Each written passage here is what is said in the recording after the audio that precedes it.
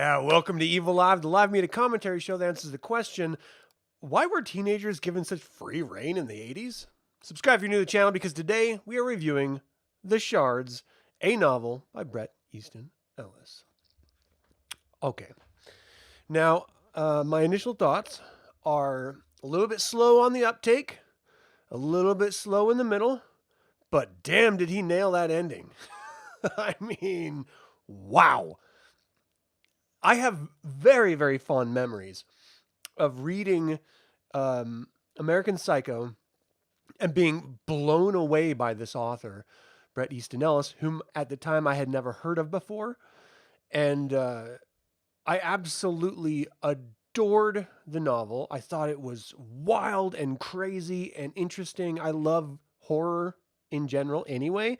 So the gore and the sort of the viscosity I'm going to use that word, of the description of murder and manipulation of the body, it intrigued me and it sort of excited me. Like I hadn't ever read anything like that before. And so it just really took me to a whole different place on what I expected out of a horror novel. Even though some may argue it's not properly a horror novel. In any case, we got that a little bit with this. And I really, really dug that. So my initial thoughts are, it took me a little while to really appreciate this novel, but once we got there, I was in. So again, here's the details. This is by Bret Easton Ellis. It was released January 17, 2023, published by Alfred A. Knopf. The genre is autofiction, horror, gothic, thriller, coming of age.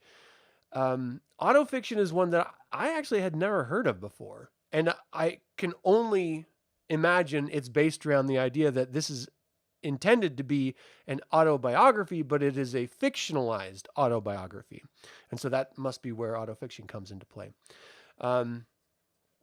This is his first novel in 13 years, which is a big fucking deal.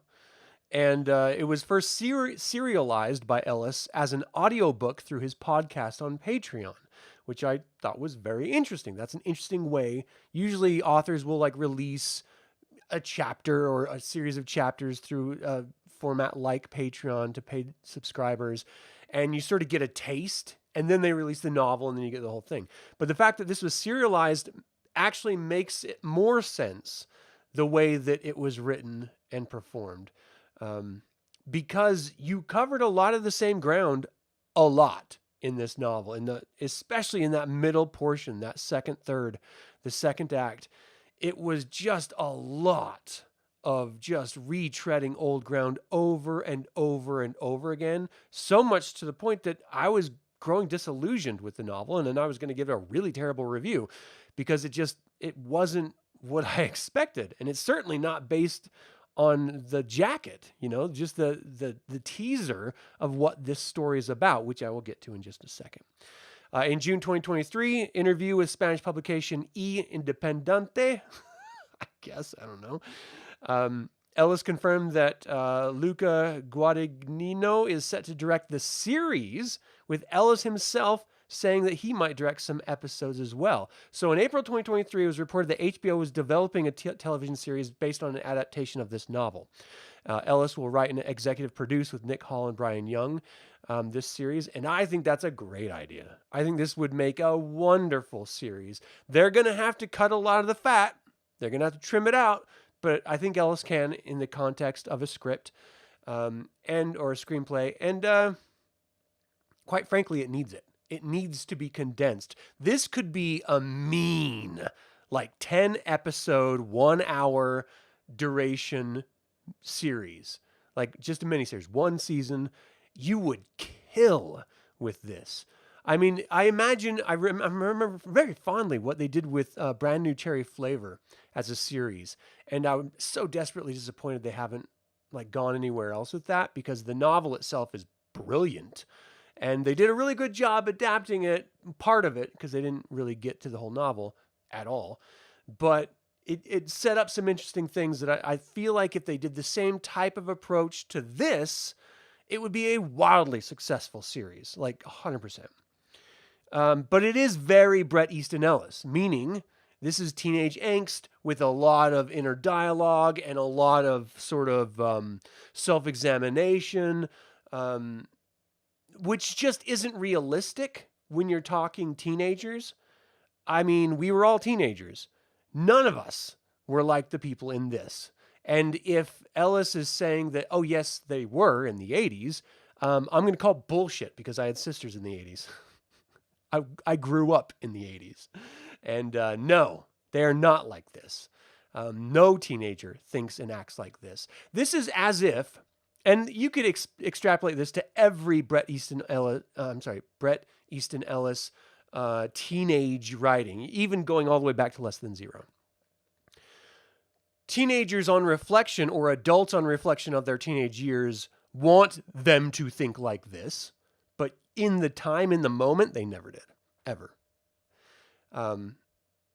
So anyways, to continue this sort of thread about this being a mini-series, in September 2023, Jacob Elordi was reported to be in talks for a role in the adaptation. Don't know who that is, just saw the note, so I figured I'd bring it up. All right, so this is set in 1981, Buckley High School, Los Angeles.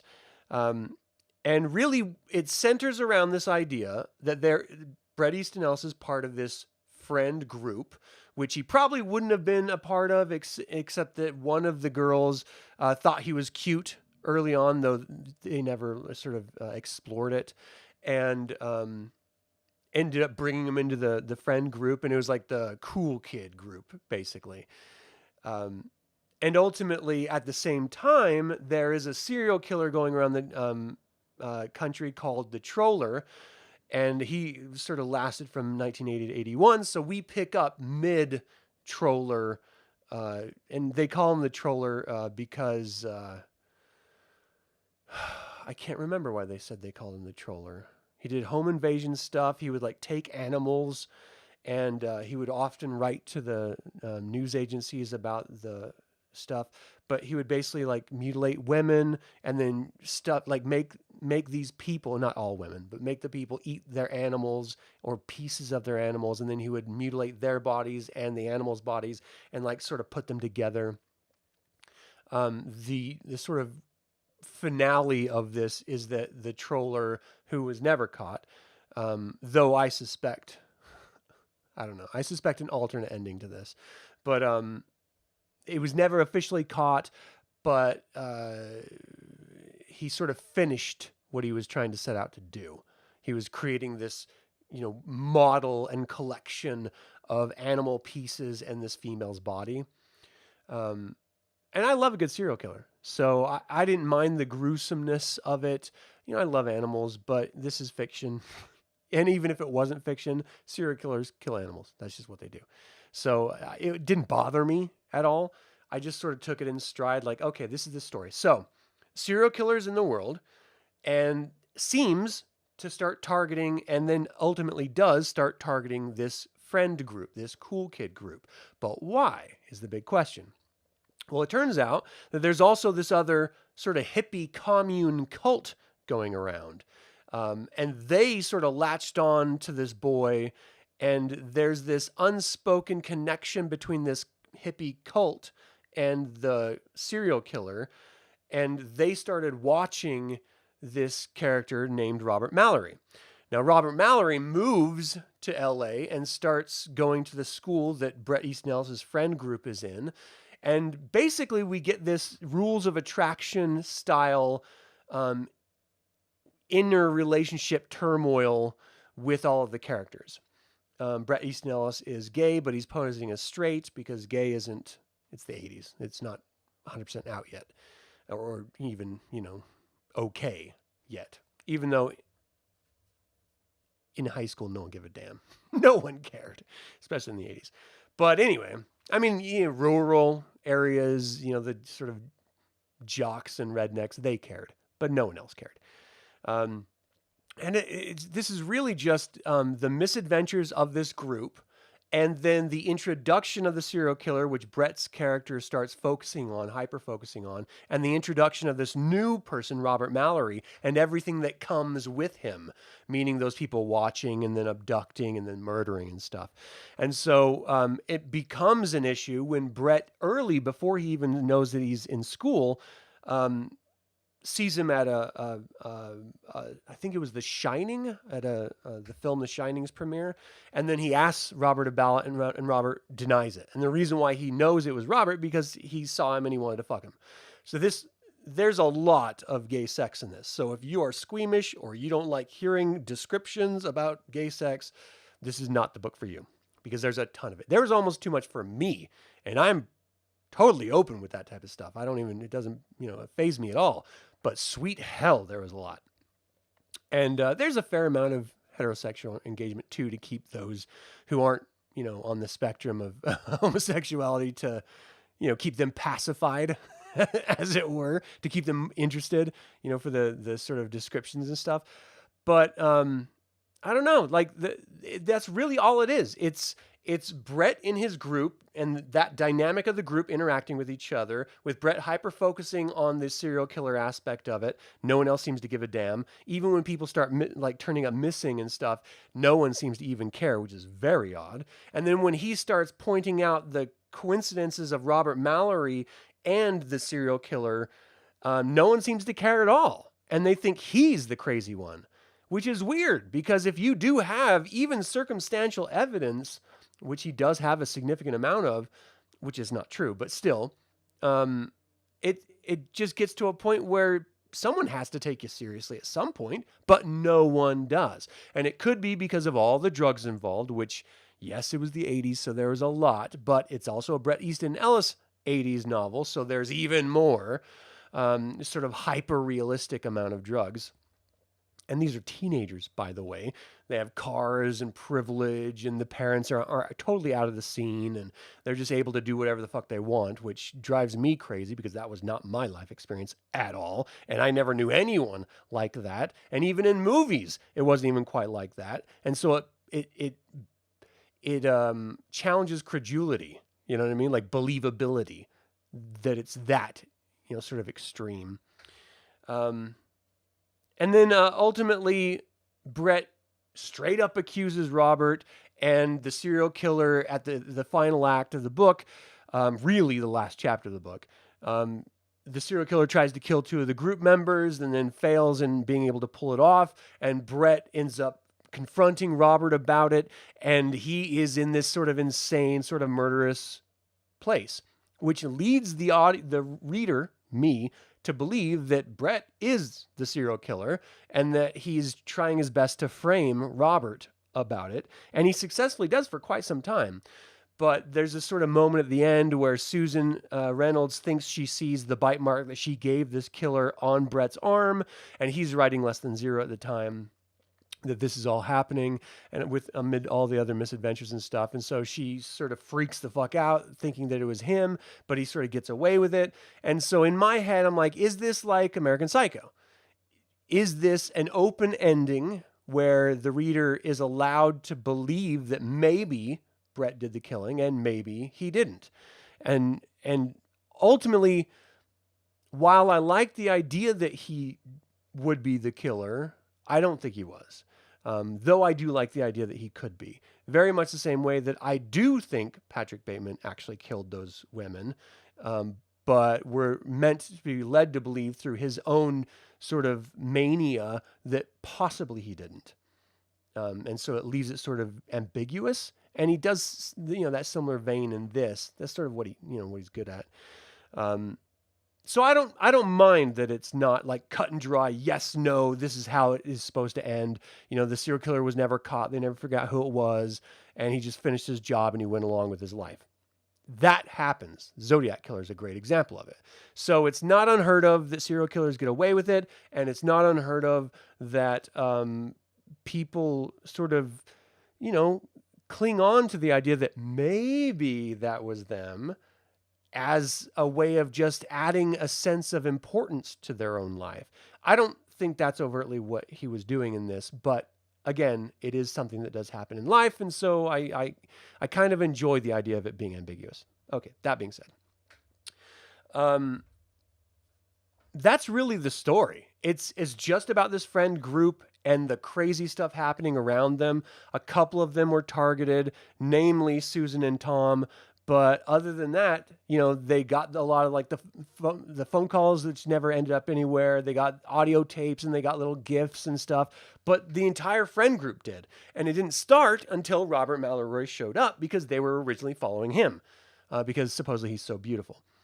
So I enjoyed the novel. I thought it was a little long in the tooth in the middle, significantly, and the ending hit hard and it was great. That final sequence when Bret and Robert are just facing off and both of them are completely wrong about their assumptions of each other, and it ends in this insane fight that there's no way they would have lived through, and one of them doesn't. But ultimately, it was just like totally unbelievable, but I loved every second of it because it felt very slasher horror film. And those are totally unbelievable. So I love that about it. So it took this sort of hyper realistic version of teenagers, threw in slasher elements at the very end, had a ton of sexual misadventures and drama in the middle. And I don't know, not bad. I mean, for a Bret Easton Ellis novel, for him being out of it for so long and then coming out with this, I think he did a great job. All right. So my favorite part of this is definitely that final act where it's all the emotions, all the curiosities, all the accusations coming out between Robert Mallory and Bret Easton Ellis, and their final confrontation I thought was great. I mean, really, the descriptions of it was just superb. And then when the troller serial killer attacked Susan and Tom, I thought that was brilliant. The way it was described, it was so gory and so wonderful, and I loved every second of it. Highly recommend you check this out if you're a horror fan. And then my least favorite part was the middle, where we were just going on and on over and over again about all of the same old shit.